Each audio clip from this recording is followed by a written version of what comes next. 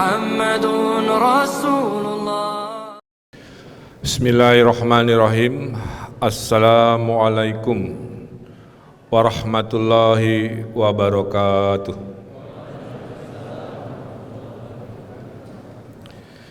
Innal hamdalillah nahmaduhu wa nasta'inuhu wa na'udzubillahi min syururi anfusina wa min sayyiati a'malina. May yahdihillahu fala mudhillalah wa man yudlilhu fala hadiyalah. Asyhadu an la ilaha illallah wa asyhadu anna Muhammadan abduhu wa rasuluh. Puji syukur kita panjatkan kehadirat Allah Subhanahu wa taala atas segala nikmat yang hadir di momen ini, di tempat yang mulia ini, khususnya dalam rangka kita melaksanakan ibadah tarawih di bulan suci Ramadan yang tentunya sudah lama kita tunggu-tunggu dan sempat terhenti selama 2 tahun karena pandemi. Sholawat serta salam kita curahkan kepada junjungan kita Nabi Muhammad SAW, keluarganya, sahabatnya, dan kita umatnya sampai akhir zaman. Alhamdulillah, dan selalu saya doakan pada siapapun dimanapun saya menyampaikan ceramah. Yang pertama, saya doakan Anda semua insya Allah bertemu lagi dengan Ramadan di tahun depan, amin ya robbal alamin.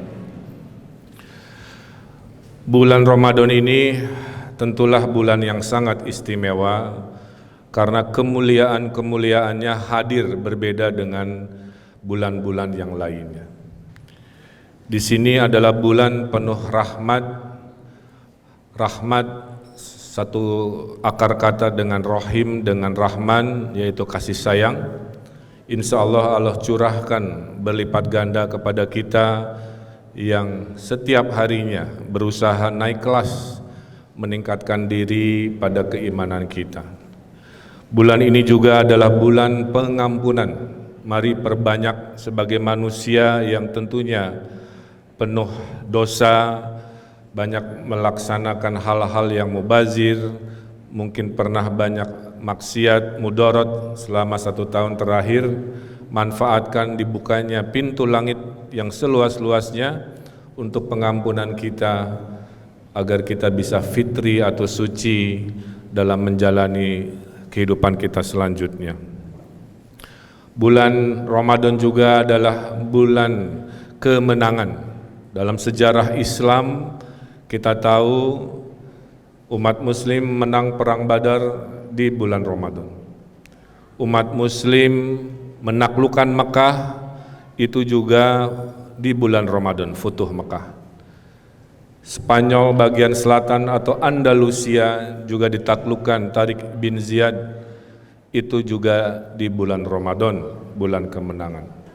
Bahkan proklamasi kemerdekaan Indonesia itu pun terjadi di bulan Ramadan. Jadi bulan penuh kemenangan ini sangat terasa betapa banyaknya kebaikan-kebaikan. Jangan lupa malam 1000 yang lebih utama dari 1000 bulan Lailatul Qadar juga terjadinya hanya di bulan Ramadan.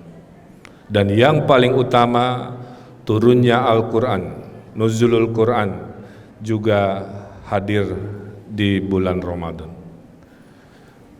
Oleh karena itu saya menitipkan sebagaimana Allah sudah sampaikan di surat Ar-Rahman, A'udzubillahi minasyaitonirrajim, Ar-Rahman 'allamal Qur'an, khalaqal insan 'allamahul bayan. Quran diajarkan oleh Allah kepada kita, firman-firmannya yang insya Allah untuk menjadi petunjuk agar kita bisa hidup dengan arah yang jelas. Allah pun berfirman, beruntunglah kita yang berkumpul hari ini, karena ini masuk kelompok yang mensucikan jiwanya. Qad aflaha man zakaha wa qad hoba man dasaha, di surat As-Sams. Beruntunglah kita yang mensucikan jiwa kita, dan merugilah kita yang mengotorinya kira-kira. Makanya kalau mau soleh, bergaulah dengan orang-orang soleh, pasti ke bawah soleh. Kalau mau jadi jodoh yang sakinah mawaddah rahmah, carilah di tempat-tempat penuh orang-orang soleh, pasti mendapatkan jodohnya yang juga golongan tersebut. Sebaliknya, kalau hidupnya mau negatif, bergaulah dengan orang-orang yang julid dan nyinyir, pasti ke bawah negatif. Bergaulah dengan netizen-netizen yang juara terjulid se-ASEAN, pasti hidupnya akan ke bawah dari pikirannya, jempolnya, postingannya akan ke bawah negatif. Positive mind create positive life, negative mind creates negative life. Jadi menular. Maka jika ingin optimis, bergaulah dengan Gubernur Jawa Barat, insya Allah hidupnya akan selalu optimis, apapun masalahnya. Pulang dari Jogja, saya akan meluncing aplikasi minyak goreng. Ini bukan lelucon, ini serius. Jadi nanti warga Jawa Barat bisa pesan minyak goreng via online, kami kirimkan ke rumah-rumah tanpa pihak orang ketiga, biaya kirimnya ditanggung oleh pemerintah Provinsi Jawa Barat, kira-kira begitu.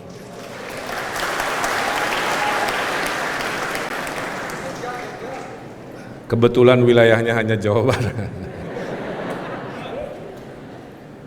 Sebagai pemimpin, saya menggunakan 3 dasar keislaman sebagai pemimpin muslim.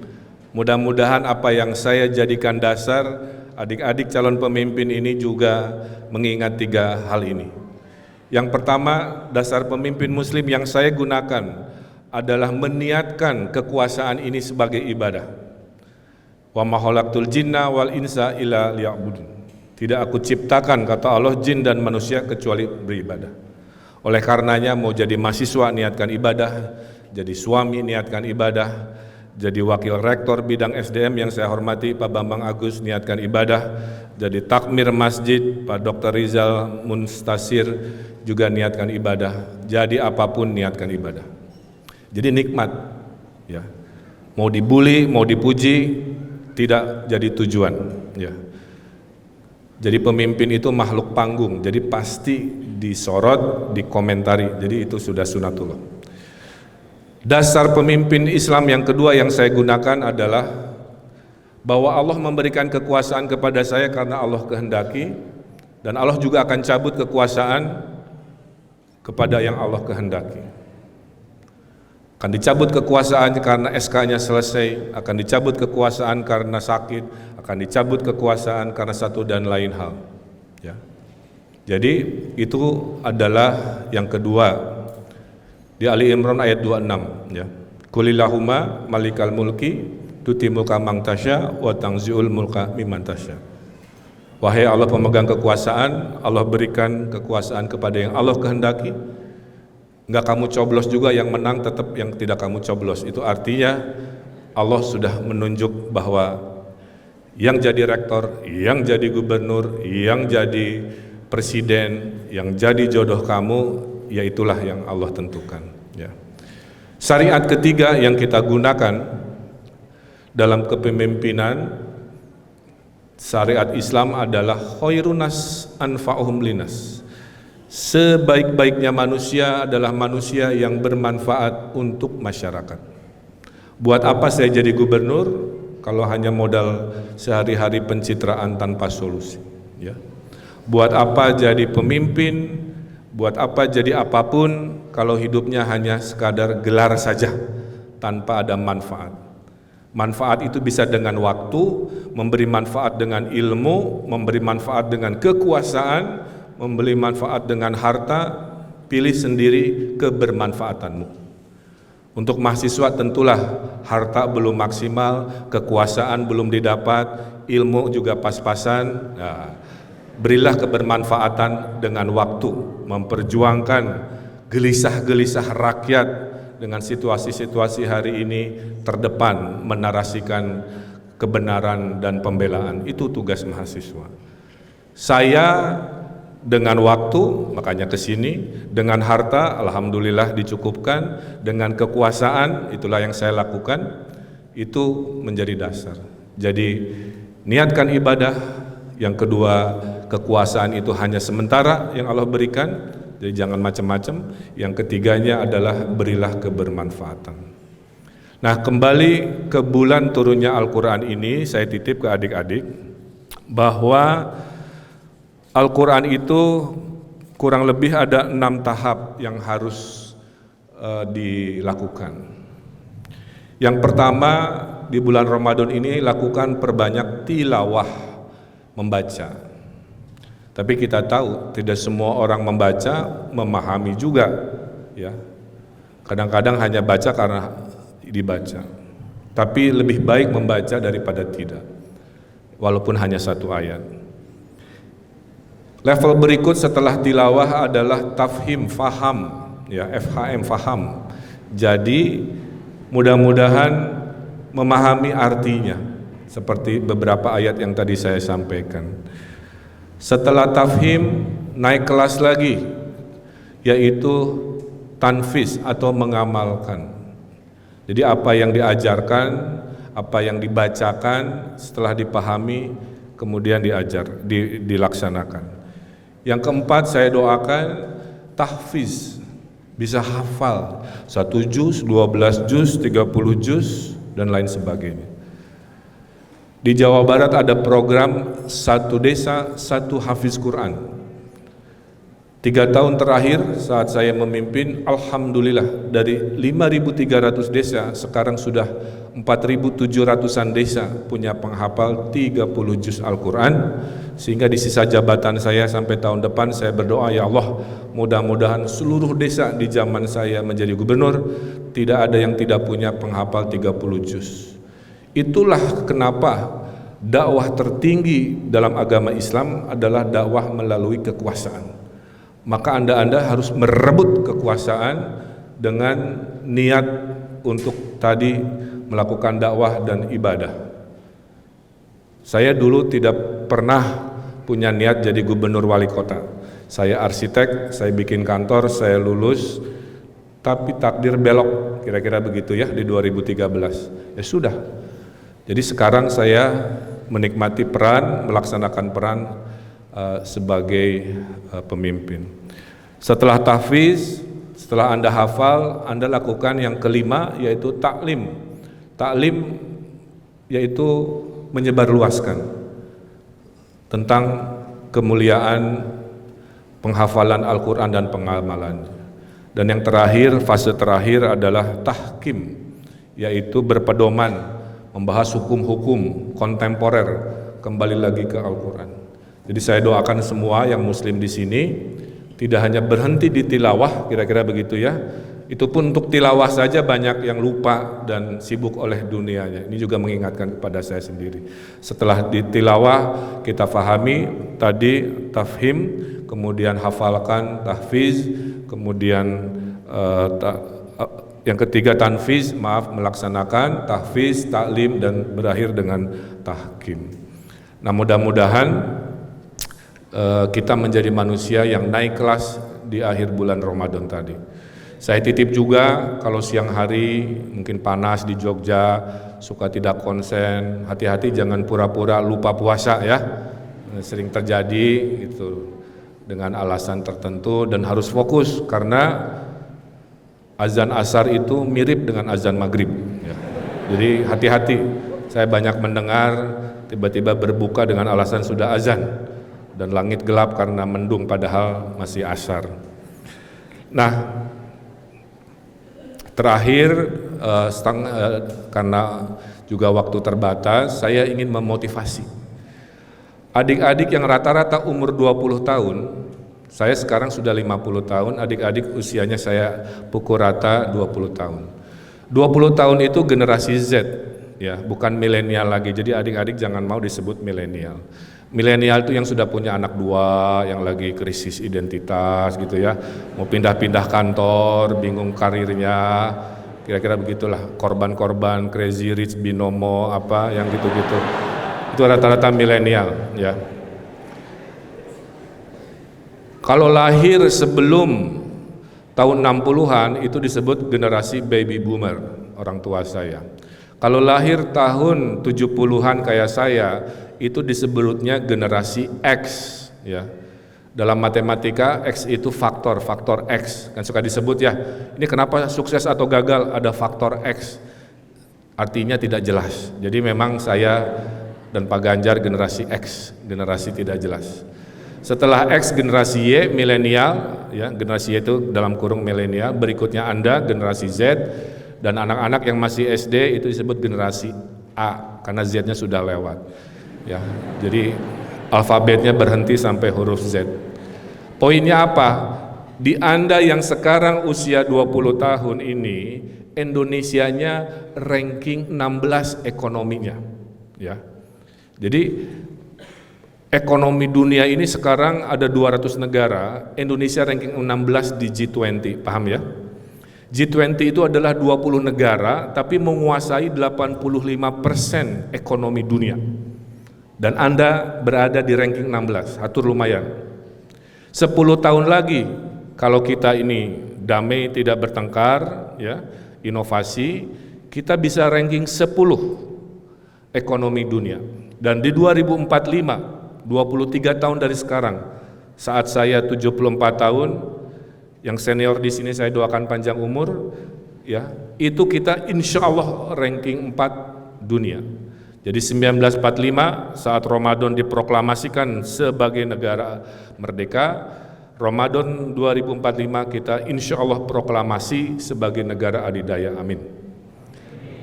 Tapi, ada tapinya, menuju negara adidaya itu ada 3 syarat. Syarat pertama, sumber daya manusianya harus berkualitas, tidak boleh ada stunting.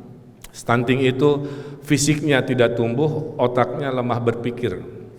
Pasti besarnya jadi geng bansos, tangan di bawah, ya. Menjadi beban negara ketimbang menjadi mesin negara. Maka doa saya, ini mah pasti pinter-pinter kan, Anda semua harus jadi golongan tangan di atas, golongan berilmu, golongan yang menjadi mesin negara, amin.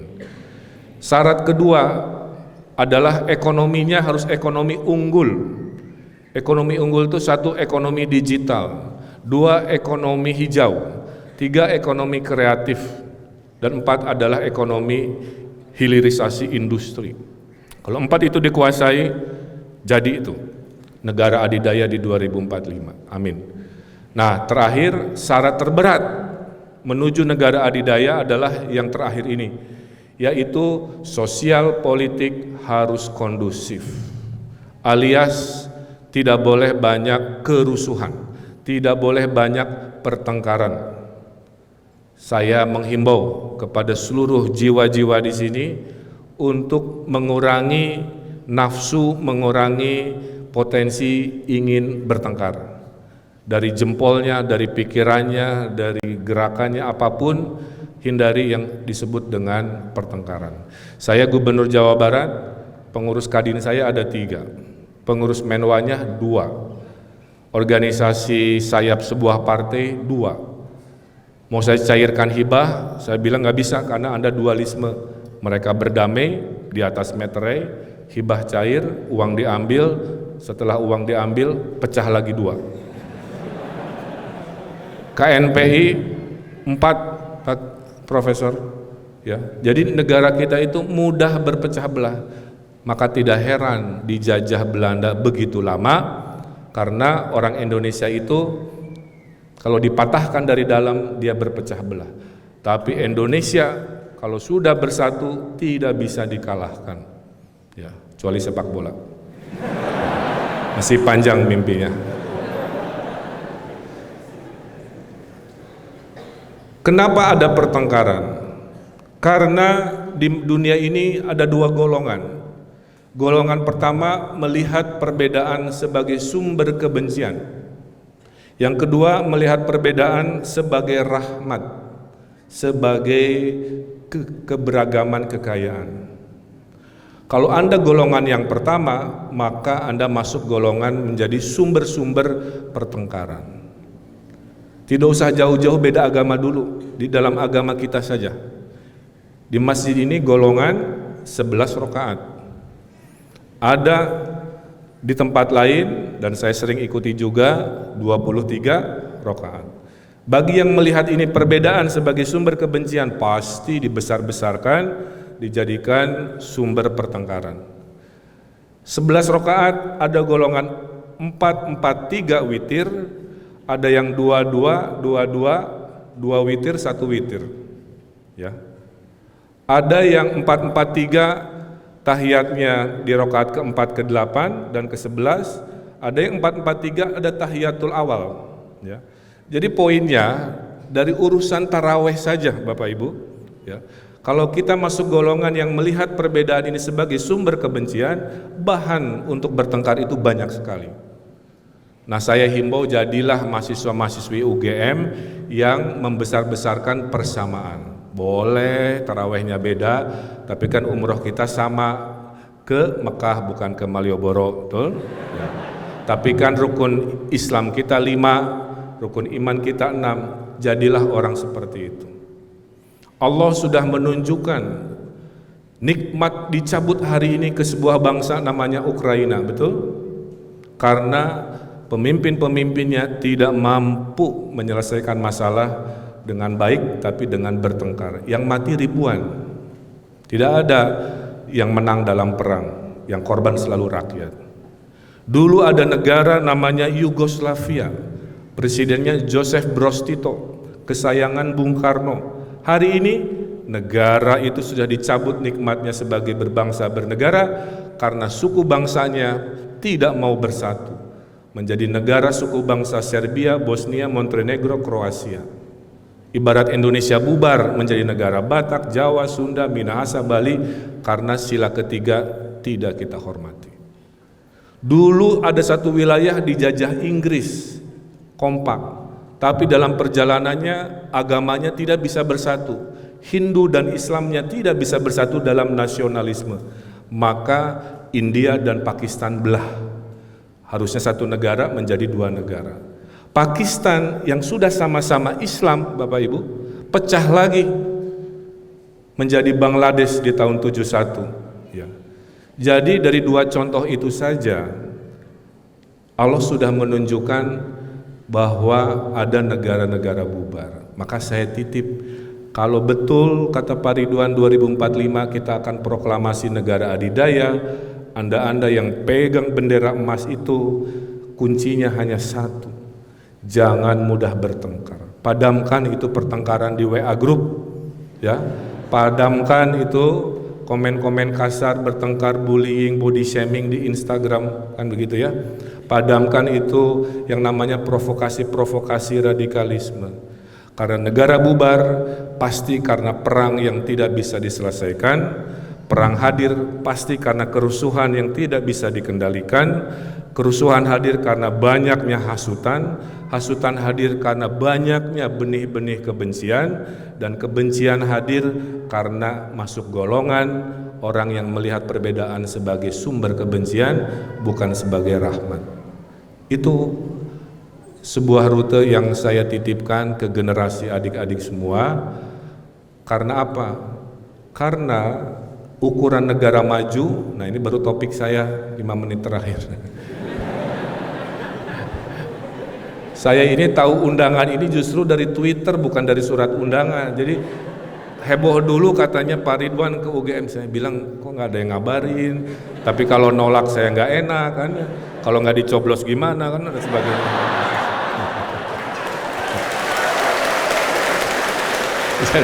Jadi saya bilang ke ajudan saya, batalkan semua agenda itu, terbang kita ke Jogja. Alhamdulillah tadi terbang, mendarat di Adi Sucipto. Tapi banyak berkah lah ya.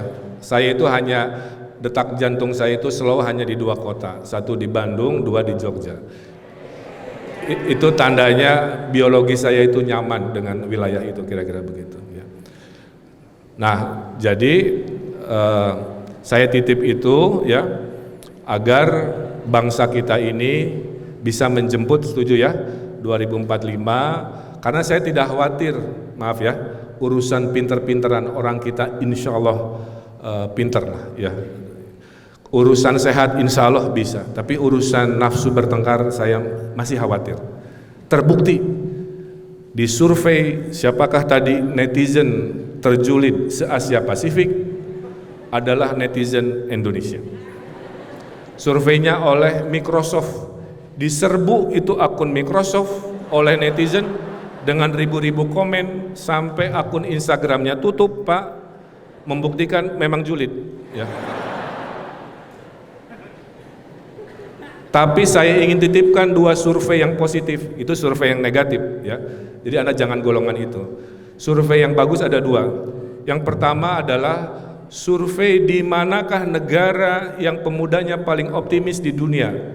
Ternyata pemuda yang paling optimis di dunia adalah pemuda-pemuda Republik Indonesia.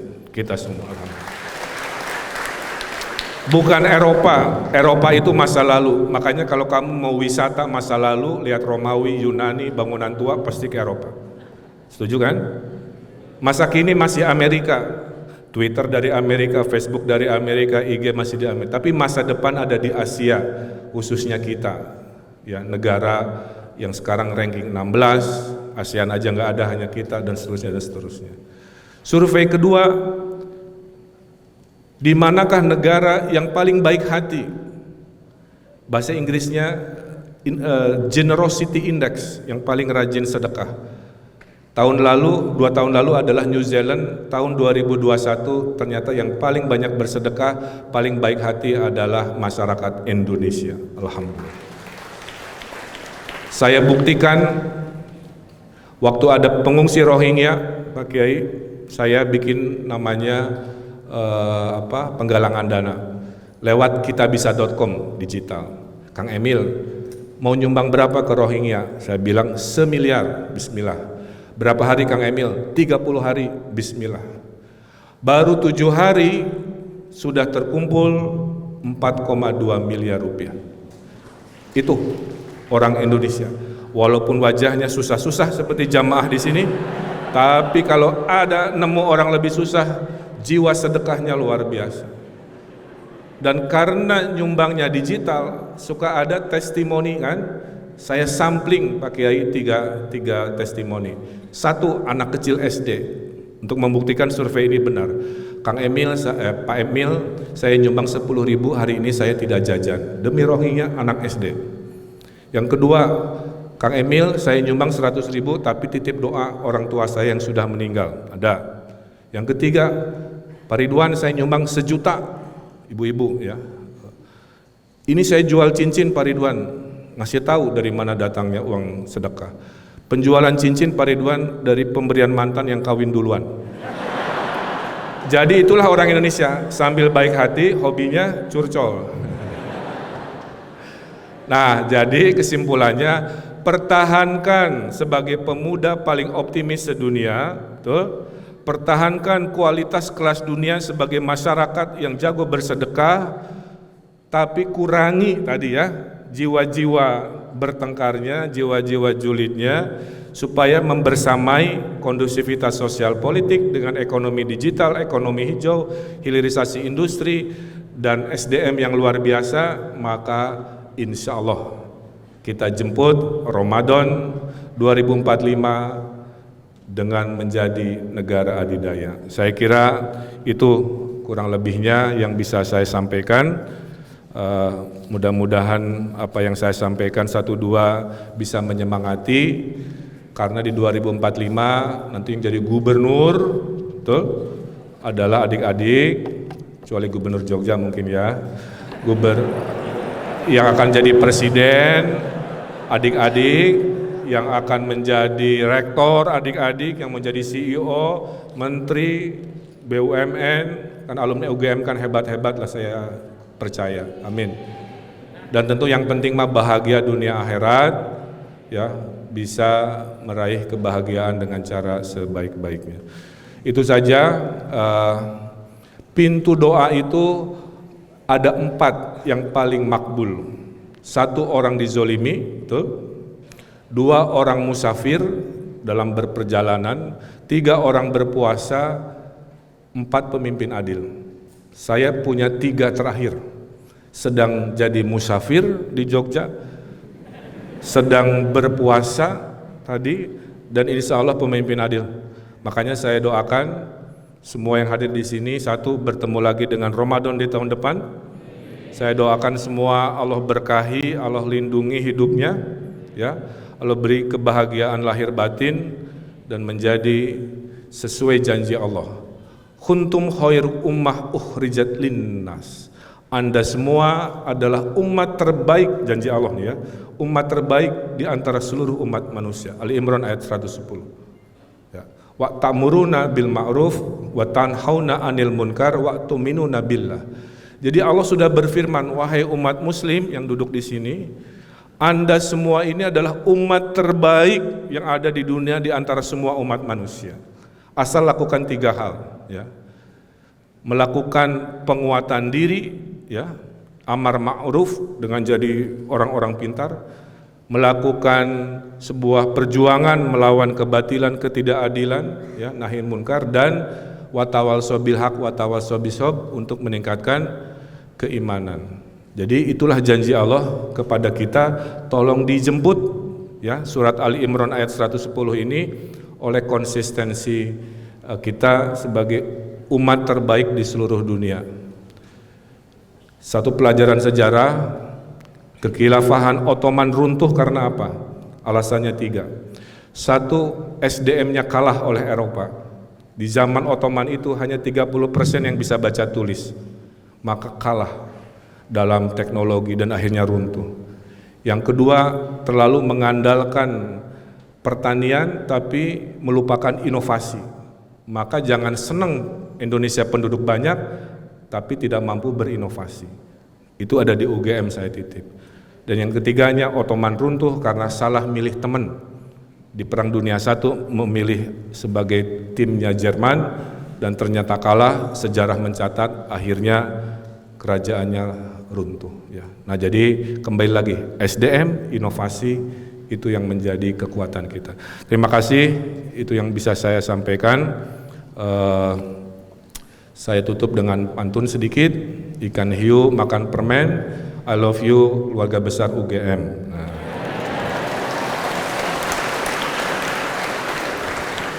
Terima kasih. Wallahul muwafiq ila aqwamit thoriq. Billahi taufiq wal hidayah, fastabihul khairat. Wassalamualaikum warahmatullahi wabarakatuh.